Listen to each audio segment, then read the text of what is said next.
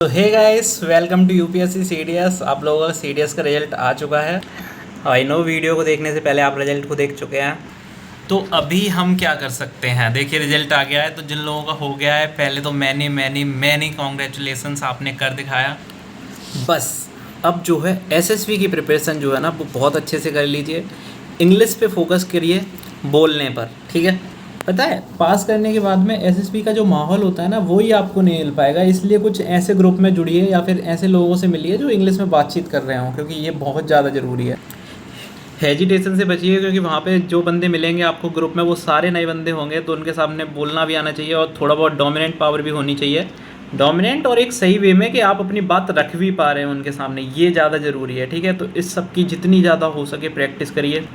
Group discussions ये आप अपने आपस में फ्रेंड सर्कल में जहाँ पे भी जैसे करके माहौल बना पा रहे हो, जितनी जल्दी से बना पा रहे हो, जितना अच्छे से कर पा रहे हो, बेस्ट कुछ नहीं हो सकता।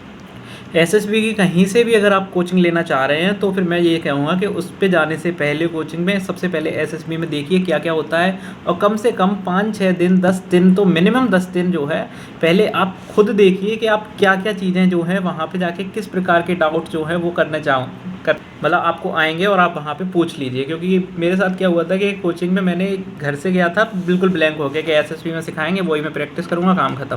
पर वहाँ पे जाके देखा ना, तो वो लोग हमारे डाउट सॉल्व कर रहे थे, जबकि कि अब मेरे को पता ही नहीं था कि एसएसबी में, ठीक मतलब ये तो पता था क्या क्या होने वाला है, लेकिन फिर भी अच्छे से नहीं पता था कि कैसे क्या चीज़ होती है। तो अब डाउट नहीं आ रहे थे इतने ज़्यादा, तो वहाँ पे जो है मैं बाकी स्टूडेंट से पीछे रह गया था ऑब्वियसली।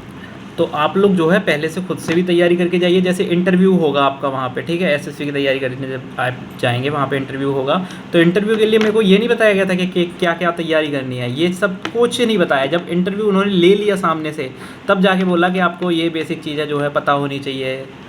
अगर आप अपनी हॉबी चेस बता रहे हैं, तो आपको पता होना चाहिए विश्वनाथन आनंद को किसने हराया था और कैसे कैसे क्या चीज़ें हुई थी। तो बिल्कुल भी ढील नहीं देनी है। मुझे पता है ये रिटन क्लियर करके बहुत ज़्यादा खुश होने की ज़रूरत नहीं है, एक्चुअली खुशी की बात है, तो आप खुश हो सकते हैं, बिल्कुल खुश होइए। लेकिन एसएसबी पास आउट होने के बाद में अलग ही मज़ा आएगा, ठीक है। और मैं तो चाहता हूँ ऑब्वियसली मेरे से जुड़ा हुआ स्टूडेंट एसएसबी पास करे, ताकि मेरा चैनल भी थोड़ा सा वायरल हो। तो गाइस, जिन लोगों का नहीं हुआ है, और जो लोग देखो, एक तो होते हैं जो एग्ज़ाम दे के आए और उसी टाइम पे पता चल गया कि नहीं होने वाला है, तो उन लोगों को रिजल्ट के बाद ज़्यादा दुख नहीं होता है कि ठीक है पहले से ही पता था।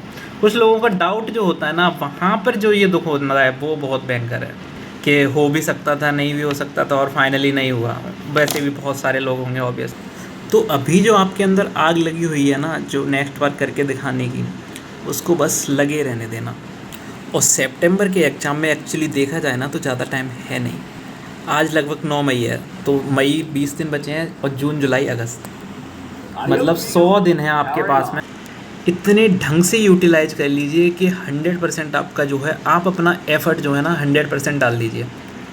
और इस बार जो सीडीएस के पेपर आए हैं ना, जो आप दे के आए हो, उसी को अपना बेस बनाइए कि मेरे को ये पैटर्न जो आया है, इसी पैटर्न को फॉलो करके मेरे को तैयारी करनी है, कि अगर इस टाइप के क्वेश्चंस आ रहे हैं तो मैं कर लूँगा। फिर उसके बाद में भी अगर थोड़े बहुत पैटर्न चेंज हो जाते हैं, तो आपने मिनिमम तो सारे पैटर्न तो चेंज हो नहीं जाएंगे, तो आप पास कर लेंगे।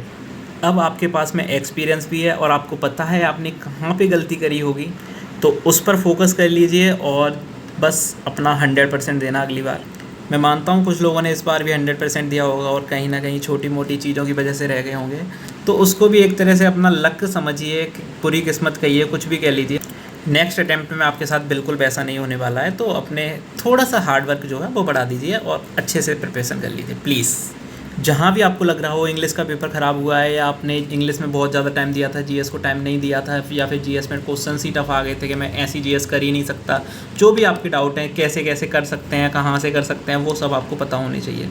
और बस आज दुख मना लीजिए, और कल से पढ़ाई स्टार्ट कर दीजिए। कोई मैटर नहीं, मंडे वनडे कुछ नहीं, बस कल से। क्योंकि ना घर वालों को रिजल्ट चाहिए होता है, आपके आसपास जो फ्रेंड सर्कल है उनमें रिजल्ट चाहिए। आप कुछ भी बोलेंगे ना, भाई 2 नंबर से रह गया, हाँ यार रह जाता है, वो आपके केवल वो लोग होंगे जो साथ में दे रहे हैं, वरना और किसी को कोई फ़र्क नहीं पड़ता है।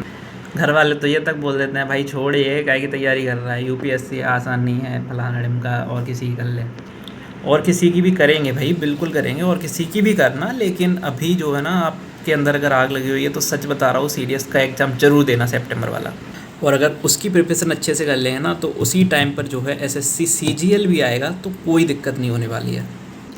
सितंबर का एग्ज़ाम तुरंत दे के स्विच कर लेना सीजीएल की तरफ ही, ठीक है। बट प्राइम फोकस जो है ना वो सीडीएस पे दीजिए, अगर आप सीडीएस के लिए मैच्योर हैं तो, मतलब फुल फोकस आपने करा है तो। अच्छा, कुछ लोग जो नए बंदे होंगे उन लोगों को डाउट, हालांकि इसकी मेरे को अलग वीडियो बनानी चाहिए, कि आपको मार्क्स नहीं पता चल रहे होंगे, आंसर की नहीं पता चल रही होगी और साथ में ही कट ऑफ नहीं पता चल रही होगी, तो वो आपको नहीं पता चलने वाली है, क्योंकि ये सारी चीज़ें आपसे 1 साल बाद आएंगी जब ओटीए का भी फाइनल रिजल्ट आ जाएगा। कहने का मतलब ये है, पहले आईएमए, एएफए और आईएनए का फाइनल रिजल्ट आता है, जब आपका एसएसबी हो जाता है, मेडिकल हो जाता है, उसके बाद में फिर ओटीए का आता है 2-3 महीने बाद और एक्स्ट्रा लगा के, तब जाके आपका ये सब मार्क्स रिवील होते हैं, ठीक है।